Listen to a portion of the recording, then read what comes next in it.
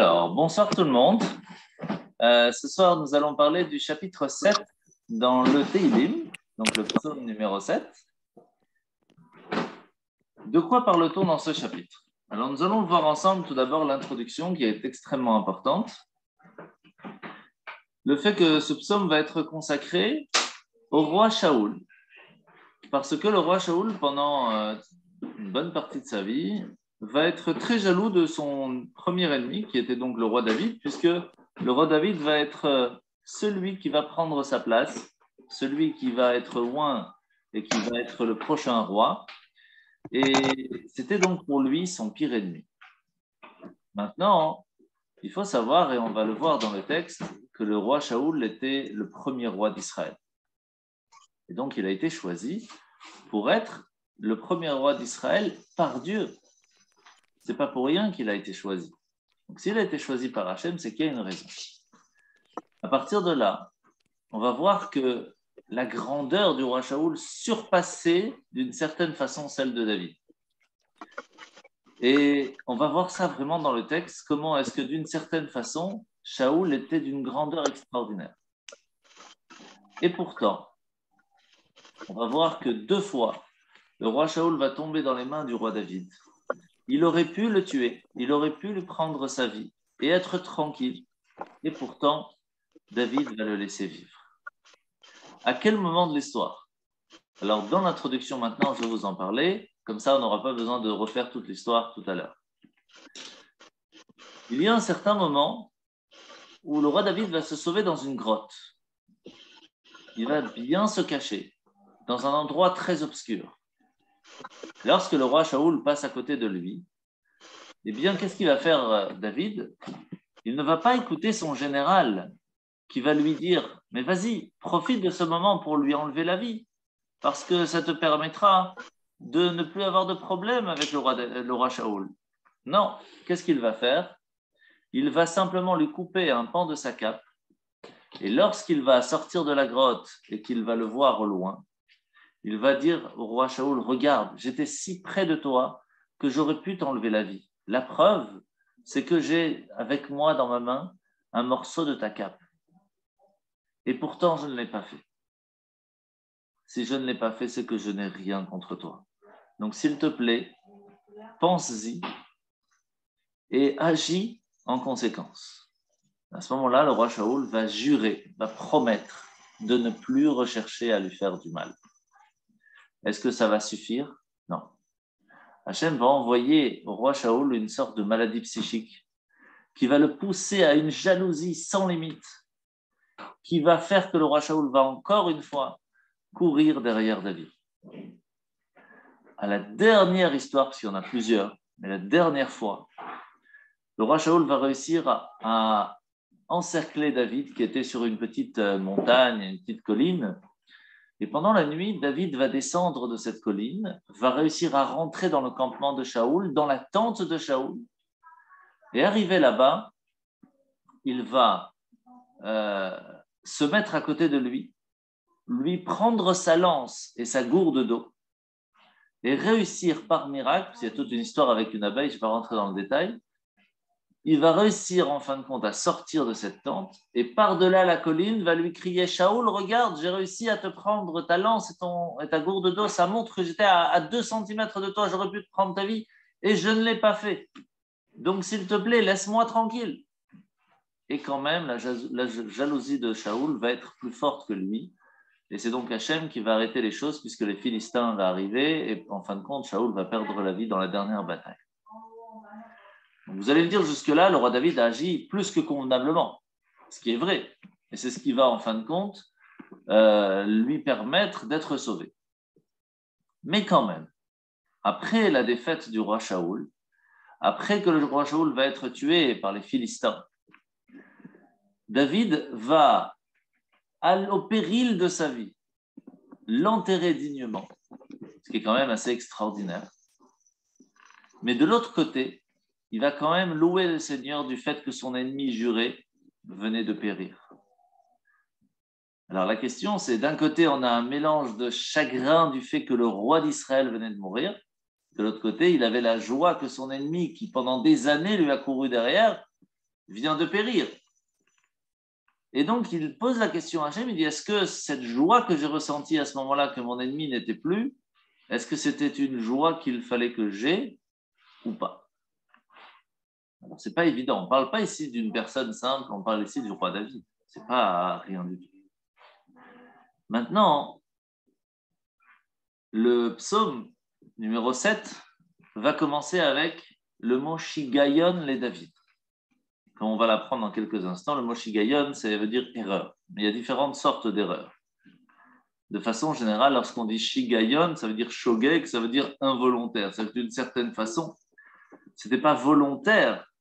Le fait qu'il avait un petit peu dans son cœur, un petit peu de joie du fait que son ennemi venait de mourir, puisqu'il l'a pleuré quand même amèrement, il a même risqué sa propre vie pour pouvoir l'enterrer dignement. Donc ça montre quand même qu'il était triste de sa disparition. Mais quand même, ce fait qu'il ait chanté un peu avec joie que son ennemi venait de mourir, c'était pour lui peut-être une erreur.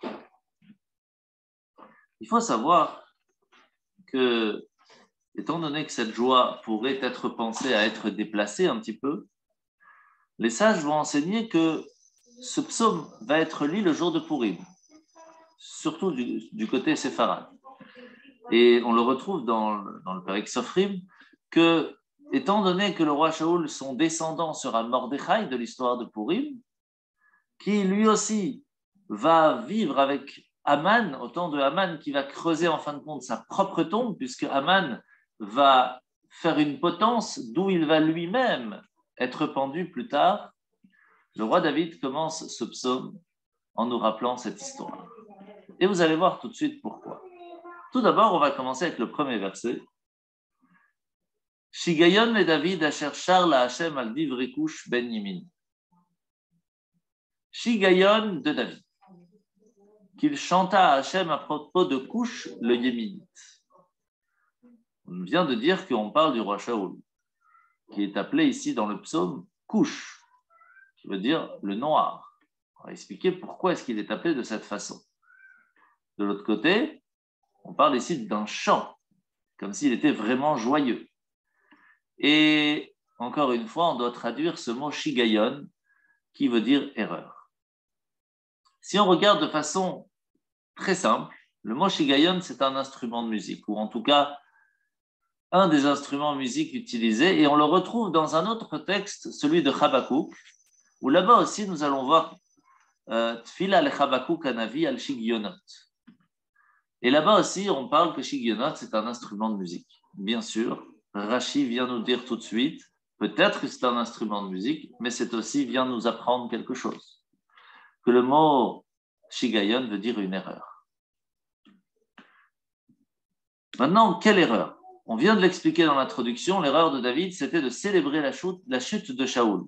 Parce qu'en fin de compte, malgré qu'il a risqué sa vie pour l'enterrer dignement, le fait même que Shaoul est mort et que David va être joyeux de ça, d'une certaine façon, c'est une erreur. Sauf que nous allons voir dans le texte que pas tout le temps nous parlons de Shaoul dans le texte du 7e chapitre. On va parler d'autres ennemis, de Doeg, de Achitophel, comme on a parlé dans le chapitre précédent. On va parler aussi des païens qui étaient autour d'Israël et qui vont toujours essayer de faire du mal au peuple d'Israël. Et donc, on a différentes approches de comment on doit lire ce psaume. Comme de façon générale, on sait qu'on lit toujours le psaume par rapport au passé, par rapport à l'histoire même et surtout par rapport au futur. Alors, quand on dit encore une fois le mot Shigionot, on parle d'une erreur, mais quelle sorte d'erreur? On parle d'un choix erroné. De quel choix parle-t-on? En fait, voilà ce qui va se passer. Le roi David, à un certain moment, il va,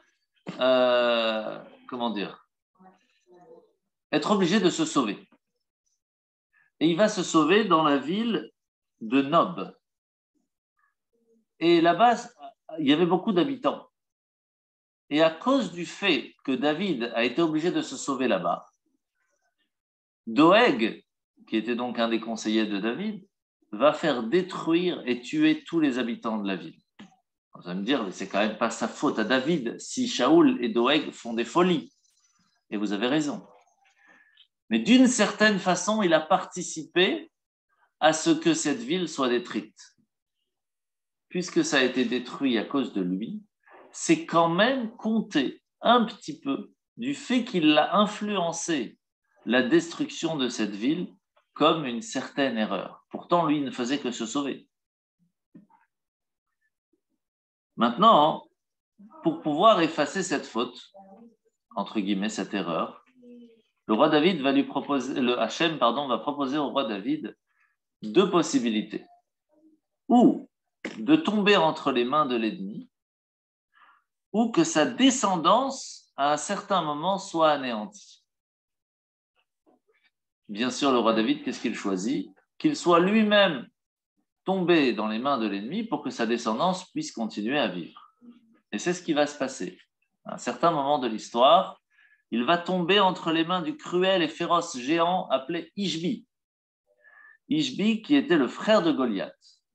Il va essayer de l'écraser dans un moulin, mais Hachem va le protéger à un certain moment et David va rentrer à l'intérieur de la terre et donc lorsqu'il faisait tourner la meule, ça ne touchait pas David.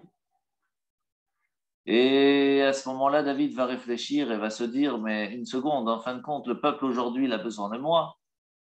Comment je peux faire maintenant pour aider le peuple si je suis mort? Autant faire les choses convenablement et peut-être même me faire pardonner de ça pour que mes enfants puissent continuer de vivre. Et donc, il va regretter son choix. Alors, je vous épargne l'histoire complète. En fin de compte, son général arrive, il réussit à tuer Ishvi et David va être sauvé. Donc, ici, on a certaines petites erreurs, entre guillemets, que David aurait faites. Il y en a une autre qu'on a parlé déjà et qu'on doit quand même mettre en avant parce que ça va lui coûter très cher. Rappelez-vous l'histoire de la grotte. Le roi David se retrouve dans un endroit obscur, dans une grotte. Le roi Shaoul passe à côté de lui et il lui coupe un peu le pan de sa cape. À ce moment-là, il aurait pu le tuer. Mais le roi David n'a pas voulu, ne serait-ce que penser à toucher au roi Shaoul parce que c'était le roi de Dieu, le roi choisi directement par Dieu, le premier roi d'Israël. Mais en fin de compte, il a touché à l'habit du roi. Et d'une certaine façon, c'est un non-respect. Il faut savoir qu'à la fin de sa vie, il va le payer très cher, puisque les vêtements n'arrivaient plus à le réchauffer. Il va devoir faire appel à différentes choses pour pouvoir retrouver cette chaleur interne. Donc, on voit que chaque petite chose que le roi David va faire va être mise sur la balance d'un niveau qu'on n'a même pas idée, parce que c'était un grand homme. Et chaque petite action d'un grand homme, eh bien, elle est pesée d'une façon beaucoup plus lourde. Pourquoi est-ce que le fait que le roi David a en fin de compte été un petit peu joyeux du fait que son ennemi soit mort serait tellement une faute? Eh bien, écoutez ce que Hachem lui répond. Et il lui dit, tu chantes des chants sur la mort de Shaoul. Si tu avais été Shaoul et lui, David, j'aurais détruit pour lui plus d'un David. Comment c'est possible? En fait, Shaoul surpassait David sur beaucoup de choses. Mais il n'était pas un chef adéquat pour le peuple juif. Et c'est pour cela que c'est David qui va en fin de compte prendre sa place, parce qu'il va faire une grosse erreur, on en a parlé déjà, avec l'histoire de Amalek. Mais ce n'est pas pour rien qu'Hachem a choisi Shaoul en tant que roi. Premier roi d'Israël, c'était un homme exceptionnel. Et donc le fait même d'avoir touché à sa cape était déjà en soi une erreur. Maintenant, on doit essayer de comprendre, si c'est comme ça, si c'était un homme tellement exceptionnel, pourquoi est-ce que, entre guillemets, le Teilim, le psaume de David, vient appeler le roi Shaoul en disant qu'il était Cush ben Yemini, un homme de couleur noire, fils de la tribu de Benjamin. Alors Moed Katan, donc la Gemara, vient nous donner une certaine réponse. Il nous dit de la même façon que l'homme noir se détache des autres et on le voit directement la différence par rapport aux autres hommes, de la même façon, Shaoul était tellement exceptionnel que l'on voyait sur lui la différence entre lui et les autres. Donc c'était en soi un compliment. Il faut savoir qu'on utilise cette façon de parler aussi sur la femme de Moïse, la femme de Moshe. On l'appelle aussi Tzipora Akushit. Pourtant, on ne sait pas si elle était vraiment noire ou pas. Mais c'était pour montrer ce compliment que, de la même façon qu'entre une couleur, entre le blanc et le noir, on voit directement la différence, de la même façon, nous voyons la différence entre un homme bien et un homme qui ne l'est pas. Tellement ces deux personnages étaient des gens exceptionnels. Ibn Ezra, donc le grand sage Ibn Ezra, est en désaccord avec cette explication, puisqu'il nous dit qu'ici, on ne parle pas vraiment du roi Shaoul, on parle de quelqu'un qui s'appelait en tout cas Kush ben Yemini, une personne qui était dans l'entourage du roi Shaoul, qui était un ennemi déclaré de David, et que l'on parle ici dans le texte. Bon, on va continuer maintenant avec le deuxième verset. Becha, donc Hachem Elokai Becha Chasiti, Oshiyin Mikol Rotfai Vatzileni. Hachem, mon Dieu, en toi je m'abrite. Donc ça veut dire que j'ai confiance en toi totalement. Sauve-moi de tous mes persécuteurs et délivre-moi. Le mot Becha, qui veut dire en toi, c'est la valeur numérique de 22. En fait, qu'est-ce qu'il dit à Hachem? Le fait que je sois attaché aux 22 lettres de l'Aleph Bet, qui fait en fin de compte l'écriture même de la Torah, par mon étude, par l'attachement que j'ai à l'étude de la Torah qui me rattache à toi, Hachem, rien que par ça, j'ai une confiance totale que tu vas me libérer, que tu vas me sauver. Maintenant, de quelle façon on peut être sauvé? Eh bien, il va utiliser deux mots. Le mot Oshieni, qui vient du mot Yeshua, le salut, ça veut dire empêcher que la personne vienne lui faire du mal. Mais si pourtant quelqu'un va quand même arriver, Ve'atzileni, tu me sauveras après que cela puisse arriver. Donc on a les deux possibilités. Il continue et nous dit Penitrov kari nafshi porek ve'en matzil. Sans cela, c'est-à-dire le poursuivant qu'on a parlé juste avant, si tu ne viens pas me sauver, si tu ne me protèges pas, il serait prêt à me déchirer tel un lion. Pourquoi le lion? Parce que le roi Shaoul était un roi, comme le roi des animaux, le lion. Mais aussi parce qu'un lion, c'est quoi? Le lion, il s'assoit tranquillement pour mieux déchirer sa proie. Et ces deux ennemis qui étaient Doeg et Achitophel s'asseyaient pour médire, pour parler du mal, pour faire du mal, pour prévoir des complots, tels des lions qui sont dans une réunion pour essayer de faire du mal à David. Et cette façon d'être vient en tout cas dire à Hachem, David, il lui dit, si tu ne fais pas quelque chose, eux vont le faire. Eux vont profiter que tu me laisses sans protection. Donc fais quelque chose. Et pourquoi il rajoute Ve'en matzil? Personne ne va venir me sauver, je n'ai confiance que en toi. Parce que dans l'entourage du roi Shaoul, il n'y avait personne qui pensait que David pourrait lui prendre sa place. Encore une fois, c'est facile à comprendre pourquoi.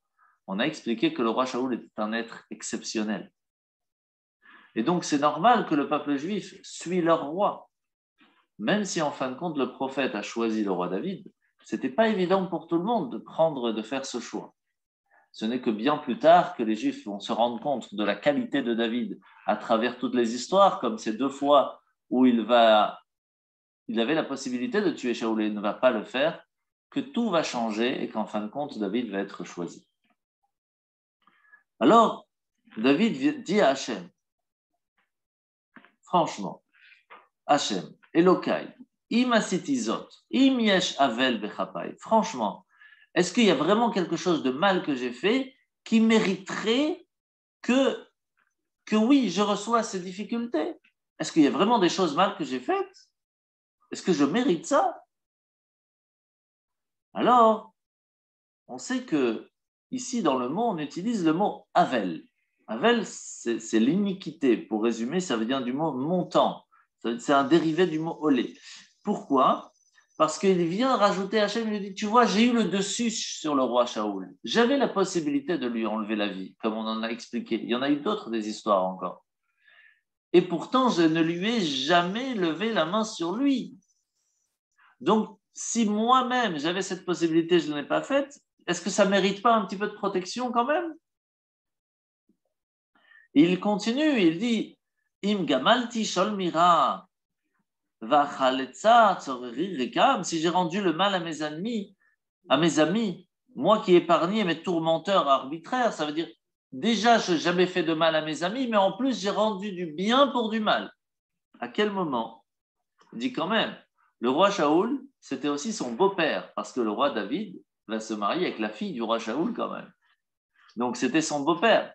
Donc lui, il ne faisait que lui rendre le respect que l'on doit à un roi, que l'on doit à un beau-père. En plus de ça, par l'amitié que moi je lui ai donnée, que j'étais son commandant en chef, que j'ai écouté ses ordres, que j'ai combattu pour lui des années, lui, il me répond par la méchanceté. Alors, c'est pas sympa. C'est-à-dire, moi, je donne le bien, on me rend du mal.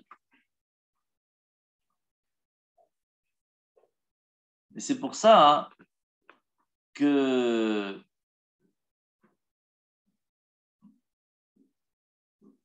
il continue en lui disant, moi qui épargnais mes tourmenteurs arbitraires, il utilise le mot rekam. Rekam, ça veut dire vide ou nu. Parce qu'il rappelle cette histoire du vêtement où il aurait très bien pu lui enlever toute sa cape et le laisser nu, sans vêtements. Et là, qu'est-ce qu'il a fait? Il a pris juste un petit morceau, juste pour vraiment lui dire, tu vois, j'aurais pu te faire du mal et je ne l'ai pas fait. Donc, d'une certaine façon, il dit à Hachem, regarde, j'avais plus qu'une possibilité. Donc, pourquoi maintenant, aujourd'hui, tu ne me protèges pas? Il continue, il dit, Irdof oyev nafshi veyaseg veirmos laaretz chaya yuchvodi leafar yashken sela.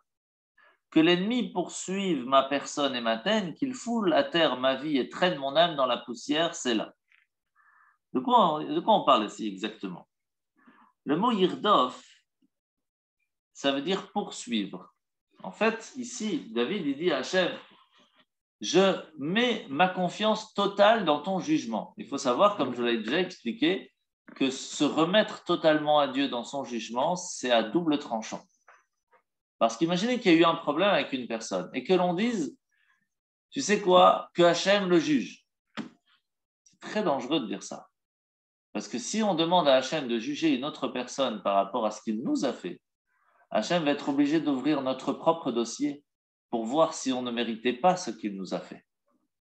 Quand on cherche dans le dossier, demandez au collecteur d'impôts, vous allez voir, il va trouver. Donc, c'est pour cela que c'est à double tranchant. Donc, il vaut mieux ne pas utiliser cette formule. Ici, le roi David se permet. Et il explique à Hachem, il dit, mais regarde dans mon dossier, tu vois bien qu'il n'y a rien, il n'y a pas de problème.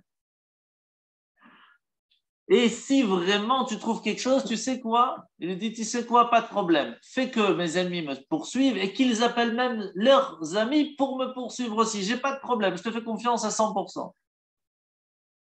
Faut être confiant, faut être costaud pour pouvoir dire ça. Et le roi David se permet.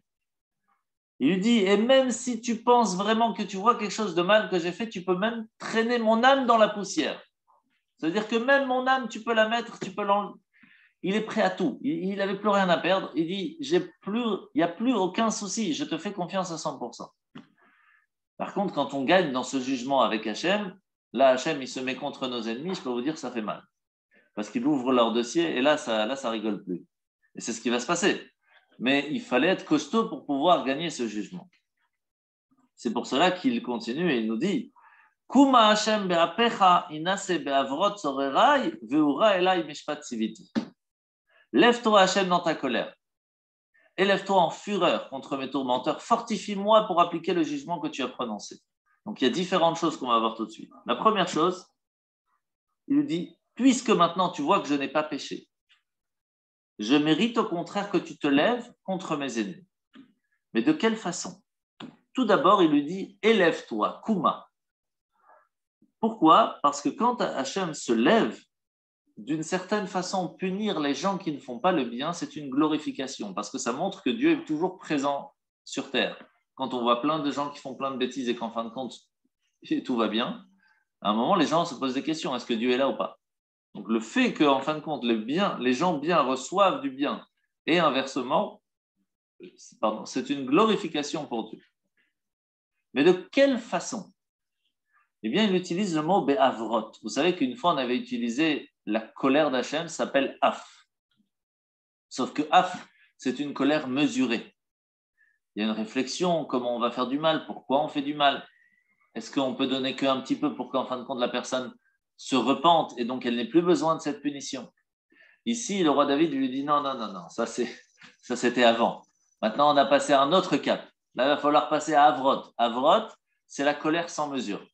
C'est-à-dire, tu vas, t'exposes tout le monde. Il n'y a plus de. On est à la guerre là, c'est fini. On envoie les missiles, Shalom à Israël.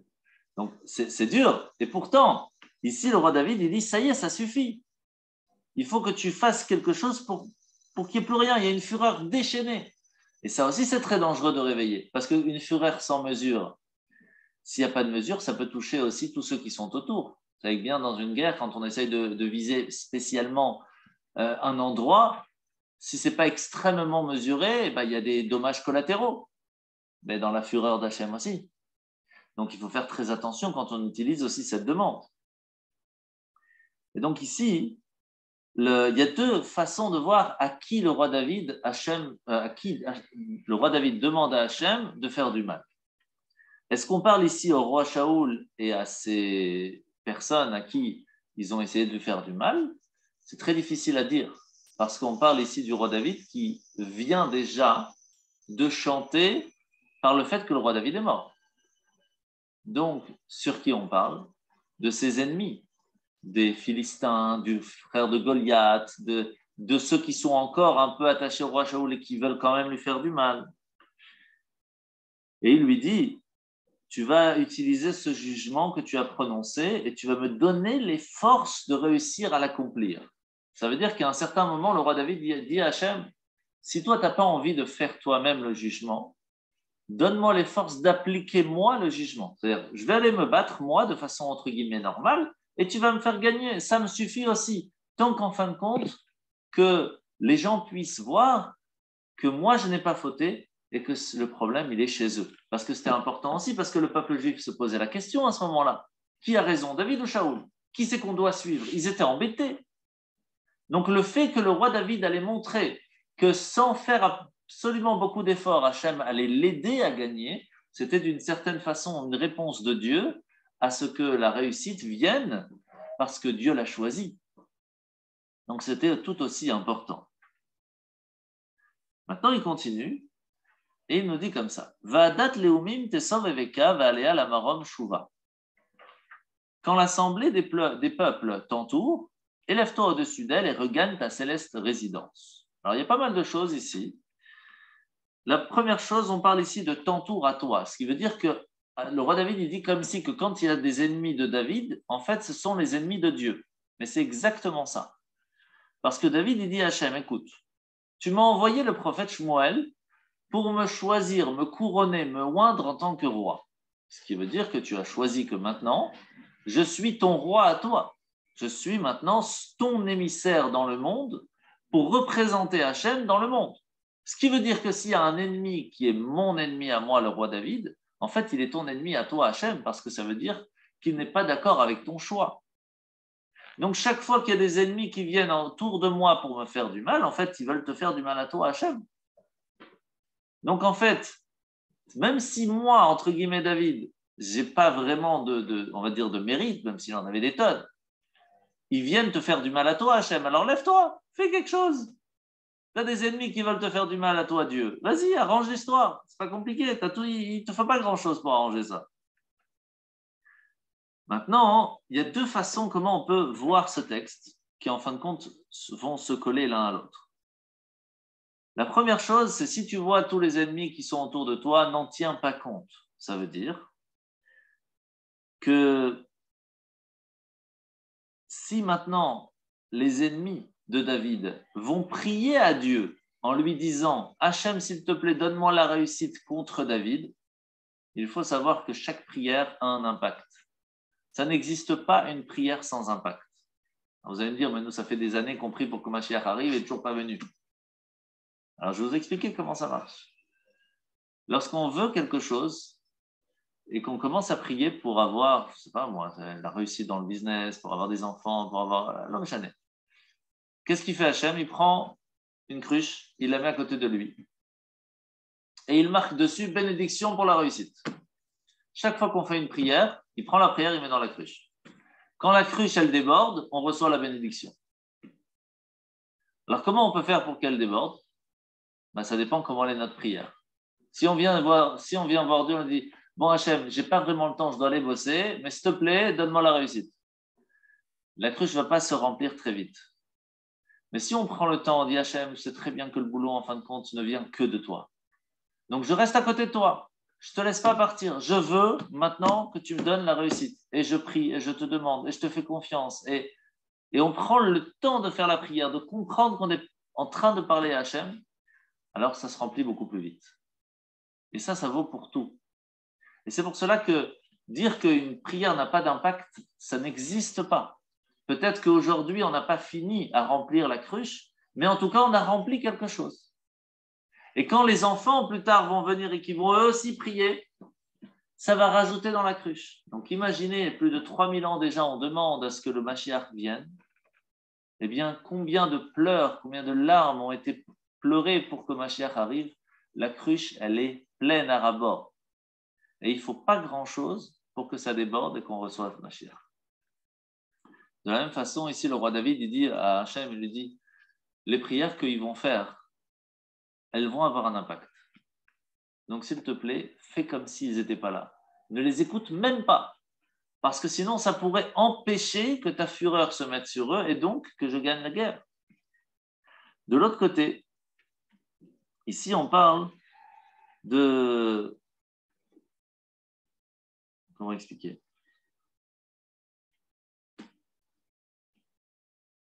Que le roi David demande à Hachem à ce qu'il soit au-dessus d'elle.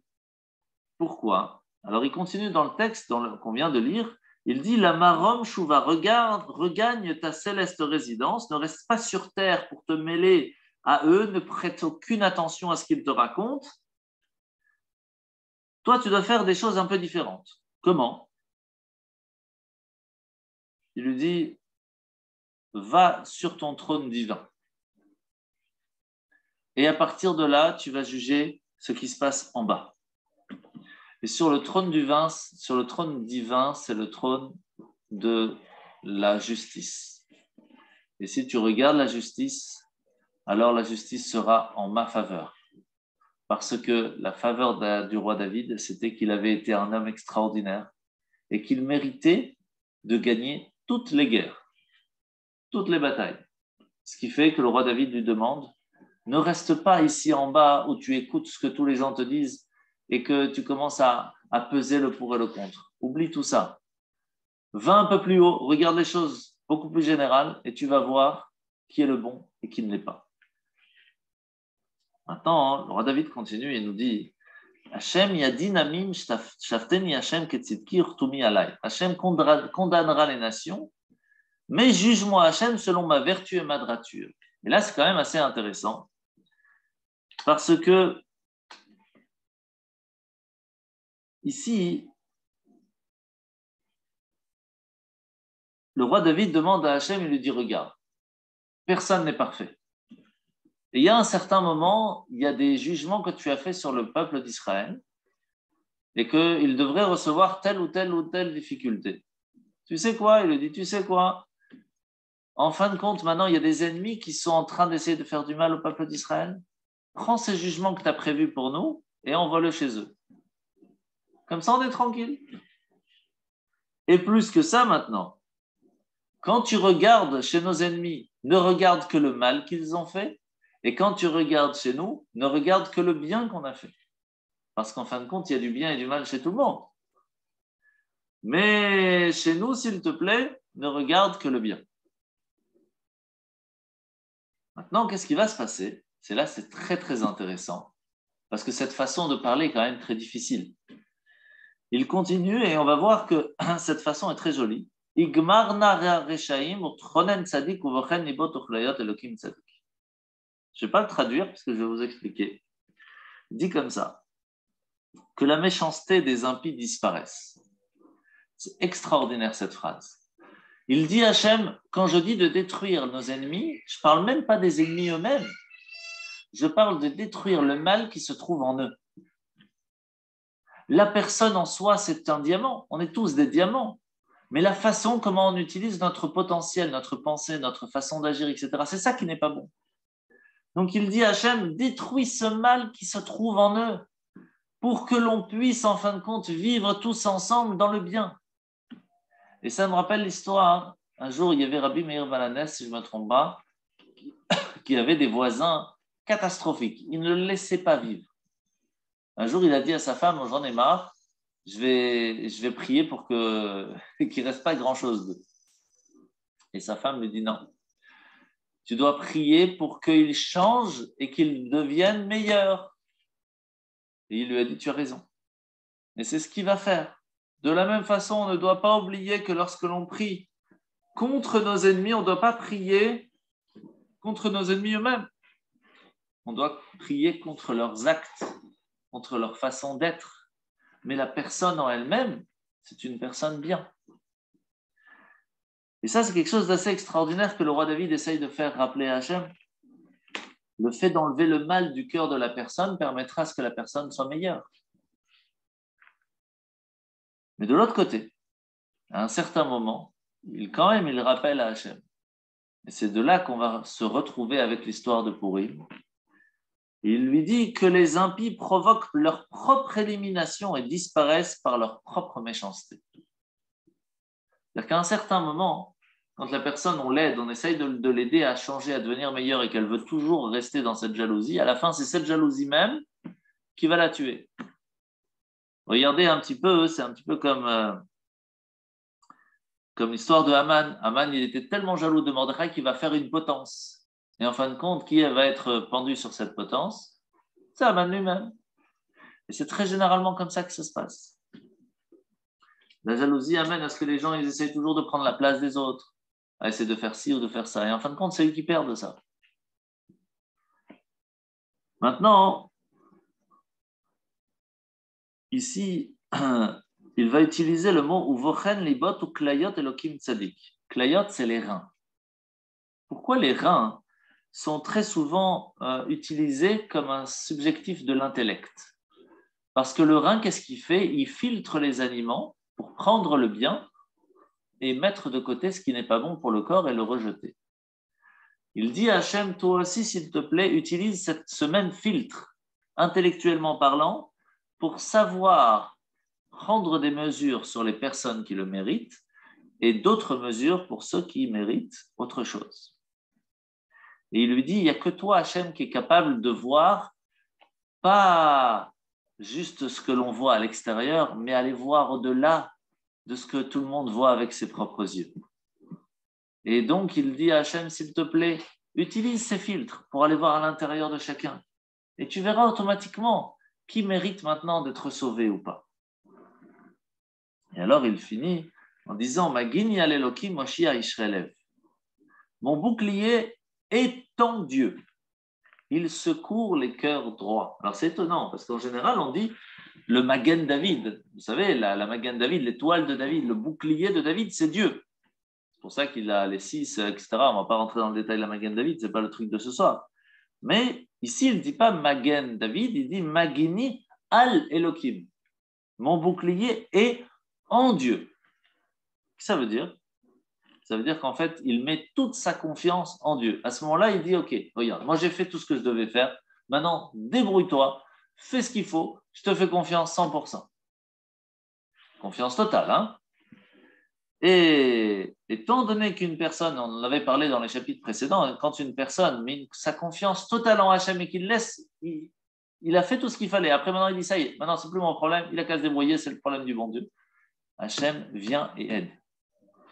Et c'est pour cela qu'il continue avec le verset 12, et il dit, Elohim shofet tzadik ve'al zohem bechol yom. Dieu est un juge juste, le Tout-Puissant fait sentir sa colère tous les jours. Qu'est-ce que ça veut dire? Alors tout d'abord, Ici, on dit que Hachem, il est un juge qui est juste. Jusque-là, tout va bien. Maintenant, qu'est-ce que ça veut dire qu'il vient faire sentir sa colère tous les jours? En fait,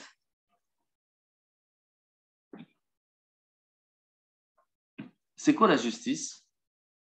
C'est quelque chose que les gens oublient très généralement. Très généralement, on parle de récompense et punition. Comme on a fait du bien, on reçoit une récompense. Comme on a fait une bêtise, on reçoit une punition. Il faut savoir qu'il y a une autre chose aussi qui existe, c'est action-conséquence. Ce n'est pas une punition, c'est une conséquence. Par exemple, je vous donne un exemple que je ramène très souvent. Il y a des gens qui pensent que quand on plante des carottes, ça sort des courgettes. Vraiment, je vous assure. Parce que qu'est-ce qu'ils font? Ils disent, moi je vais faire du mal aux gens, mais je vais attendre qu'ils me font du bien.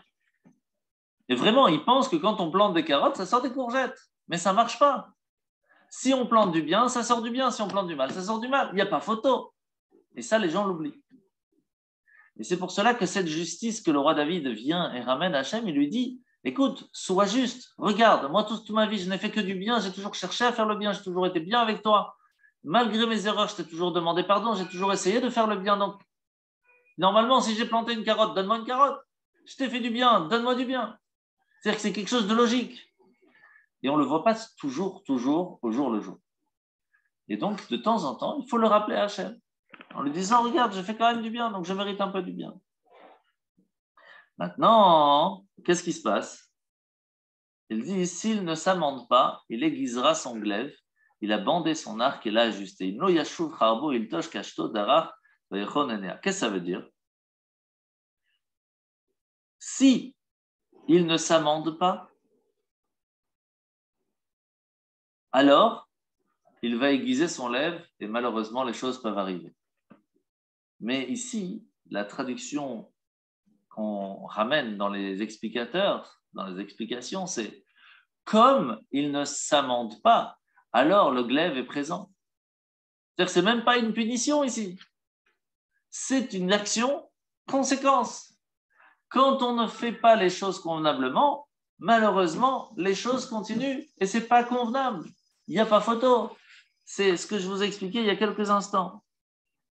Et c'est pour cela que, en fait, ce qu'on a ramené avec l'histoire de Haman et Mordechai ici, c'est exactement la même chose.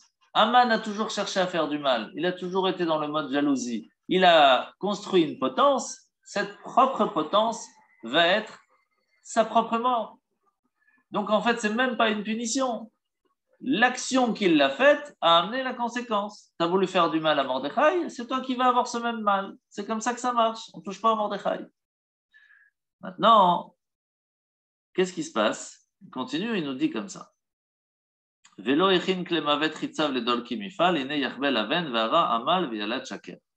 pour lui qu'il s'arme d'engins meurtriers, il décoche ses flèches contre les ardents poursuivants. Voyez, il conçoit l'iniquité, porte en lui des plans maléfiques et enfante le mensonge. En fait, ses propres flèches qu'il va lancer, il va se les ramasser par lui-même. Maintenant, il lui dit, il y a les étapes de la naissance. C'est quoi les étapes de la naissance? La conception, la réflexion, il y a tout le moment de la grossesse qui n'est pas toujours évident, et puis en fin de compte, il y a la naissance. Sauf que quand arrive la naissance, des fois on est content, des fois on n'est pas content. Selon ce qui naît, et si Chas Shalom, ça n'est pas. Ici, le Malbim vient nous expliquer que c'est exactement la même chose qu'ils ont essayé de faire. Il y a des ennemis d'Israël, du roi David, qui ont essayé d'utiliser la force abusive pour faire du mal. En fin de compte, ils vont se ramasser sur la tête. Il y en a d'autres qui vont essayer d'utiliser l'intellect pour concevoir des plans. Ils vont tout préparer. Ça, c'est tout le moment de la grossesse. Mais en fin de compte, qu'est-ce qu'il nous dit ici, le roi David? Veyala Tchaker. L'enfant qui va venir de tous ces essais de faire du mal au roi David ne sera qu'un décevant échec. Donc ne cherchez pas, arrêtez de chercher. Quoi qu'il se passe, vous n'aurez pas du bien. Et là, on arrive donc à la fin de ce chapitre, où il nous dit comme ça.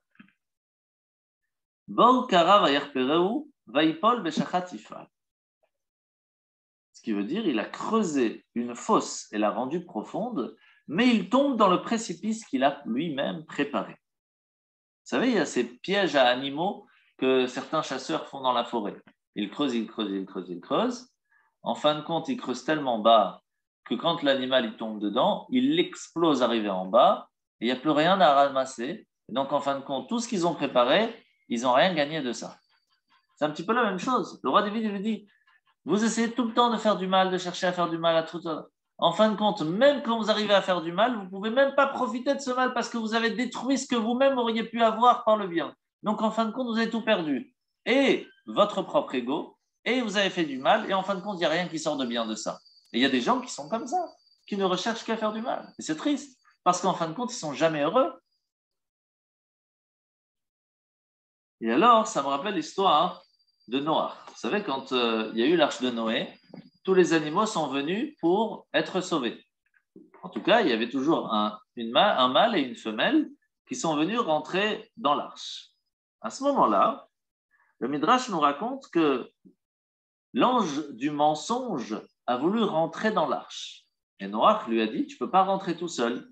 Il faut toujours en couple, un garçon ou une fille. Alors le mensonge, il était un petit peu embêté. Il a dit, qui c'est que je vais prendre comme couple, moi? Alors il est cherché.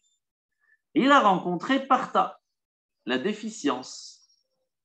Ce qui veut dire la détérioration des ressources que l'on a acquises. Il a dit, viens, on se marie. Il dit, il n'y a pas de problème.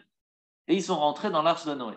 Depuis ce jour, tout ce qui est acquis par le mensonge, eh bien, c'est la femme du mensonge, la détérioration qui vient et qui s'occupe de ça. Ce qui fait que tout ce qu'on gagne par le mensonge, par essayer de gagner en trahissant, en volant, etc., il n'y a aucun bien qui va se mettre à l'intérieur parce que tout sera détérioré.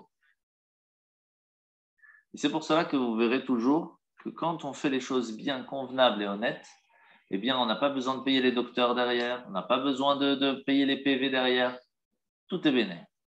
Mais si malheureusement, il y a du mensonge, il y a des problèmes, il y a de la non-honnêteté dans notre recherche de la réussite, malheureusement, derrière, eh bien, il y a plein de détérioration et c'est perdu. Tout ce qu'on essaye de faire, c'est toujours perdu. Et c'est dommage. Et c'est pour cela que de la même façon, ça s'est vu dans l'histoire. Par exemple, regardez les Égyptiens. Ils ont essayé de nous noyer tous les garçons dans le Nil. Eh bien, tous eux aussi, quand la mer va se refermer sur eux, eh bien, c'est la même eau qui va les noyer. Donc, chercher toujours à faire du mal chez les autres, c'est ce même mal qui va venir sur la personne.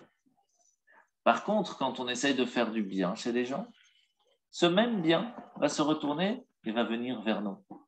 C'est pour cela que mitzvah goreret mitzvah, une bonne action amène une autre bonne action.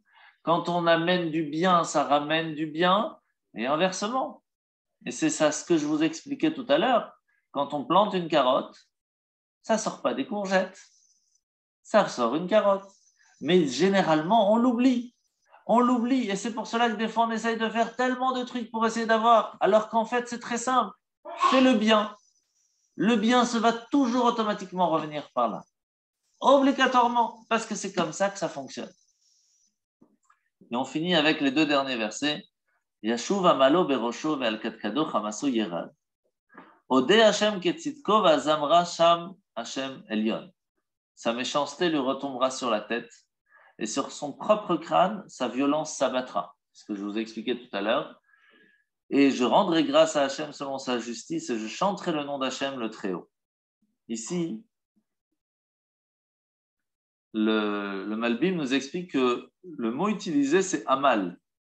Amal, c'est les efforts mentaux utilisés par les ennemis pour toujours trouver une solution pour faire du mal à l'autre. Ça va retomber où? Sur la tête. Puisque la tête a essayé de rechercher comment faire du mal à l'autre, c'est la tête qui va ramasser. Al-Kadkado Hamaso Yered, sur son propre crâne, sa violence s'abattra. Sauf que ici, vous voyez qu'on utilise le mot Hamas. Vous avez sûrement entendu parler ça aujourd'hui, ce qui se passe un peu en Israël, le Hamas. Traduction du mot Hamas, violence. Pas compliqué, hein, comme ça on ne cherche pas loin. Et donc, c'est quelque chose d'externe qui va arriver, qui va faire violence à la tête. Et c'est ainsi que finit le roi David avec ce dernier verset qu'on a déjà lu.